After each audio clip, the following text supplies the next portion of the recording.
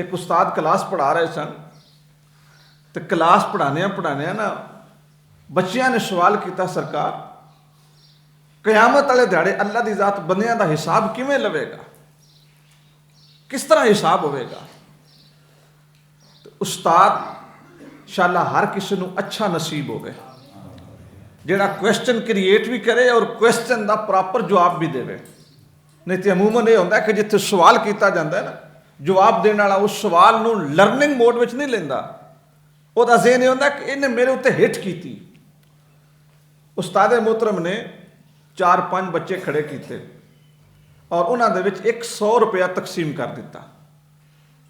100 रुपया तकसीम कर दिता, किसी को 50, किसी को 40, किसी को 30, किसी को 20, किसी को 5 रुपये, किसी को 2।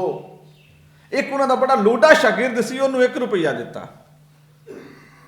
जो लोडा शागिर्द सी उहदे 1 रुपये उत्ते ना जिन्होंने 50 मिलया ना, वो हसिया।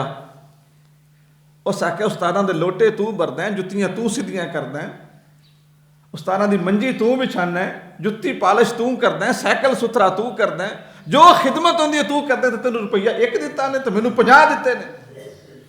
खैर उस्ताद सन, उन्होंने समझाना सी। वक्त गुजर गया, हफ्ता गुजरिया, 2 हफ्ते गुजरे। जो बच्चों को गल भुल गई ना, तो उन्होंने फरमाया भाई कल असी एक प्रैक्टिकल वर्क करांगे। प्रैक्टिकल वर्क उन्होंने जी ठीक है, एक तंदूर ते लै गए। तंदूर वाले ने आख्या भाई भलिया असा एक प्रैक्टिकल करना है तो सानू थोड़ा जिहा टाइम दे। शाकिर उस्ताद जी मोस्ट वेलकम, आओ। उस्तादा ने की किया, उन्होंने तंदूर के उत्ते एक तवा रख दिता। जो तवा जरा गर्म होया ना, उन्हें आख्या आ जाओ भी लैना बना लो सारे। 2 हफ्ते पहले मैं तुहानू रुपया 100 दिता सी, जिस साजी दिता सी, फरमाया लैन च लग जाओ। हाँ भी तेनों किन्ने दिते सन जी? 20 रुपये। फरमाया इस तवे ते खलो के मैनूं दस 20 किदे कीते जी? 20 रुपये वाला बंदा स्टूडेंट उस तवे ते खड़ोता, एक पैर रखे दूजा चावे उत्ते तड़पे फड़के। जल्दी जल्दी उन्हें दसिया जी 5 दियां गाजरां लईआं, 5 दियां मूलियां लईआं, 5 दी पेंसिल लई, शार्पनर लिया। जिवें होया वो टपदा टपदा 20 रुपये दस के छाल मार गया। सवाल करते रहे, 50 वाले वास्ते होर औखा हो गया। उन्हें तो 50 साबित करना सी, किते लाई। जो वारी आई ना उस रुपये वाले की, उन्हें एक पैर रखिया तो नाल उस आखे जी रुपये की सलेटी रही, दूजे मैंने छाल मार गया। अल्लाह अल्लाह खैर सला। उस्तादा ने अपने स्टूडेंट्स को दसिया, पुत्र कयामत नो रब की जात भी इंज ही हिसाब लवेगा। मैं सिर्फ तुहानूं एक मिसाल दी। जिहदे कोल दुनिया में थोड़ा होना है ना, 60-65 साल की जिंदगी का गुजरना कोई मुश्किल काम नहीं है, ये गुजर जानी है। अद्धी ते नफा नुकसान सोचो बिना गुजर दी है ना।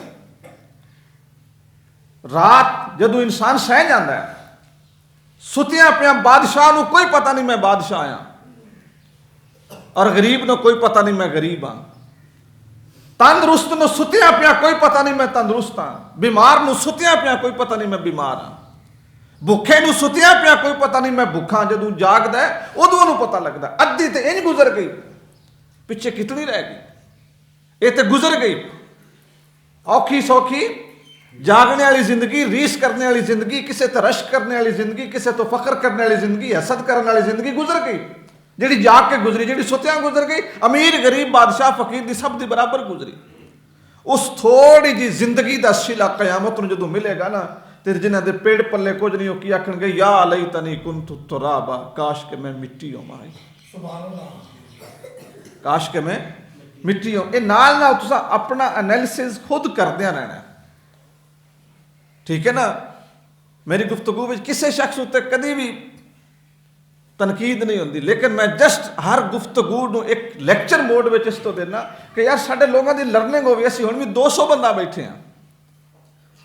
अगर दोस्तों असां इत्थे नॉर्मली गल्लां सुन के उठ जाना है तो सानू इकट्ठे होने की जरूरत ही नहीं।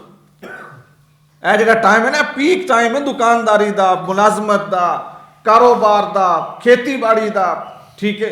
मैं आप पूरा हफ्ता अपने कामों में विच के होना, एतवार वाला दिन सिर्फ मेरे को होंदा जरा रिलैक्स होने वास्ते।